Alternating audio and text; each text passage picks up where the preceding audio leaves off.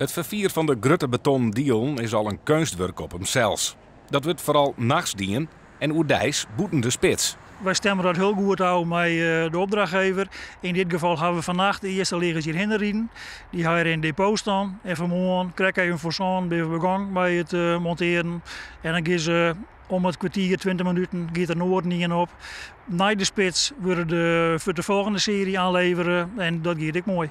De bestaande bregen, de Burgermerdaam, is gebouwd in 1948 en on vervanging ta.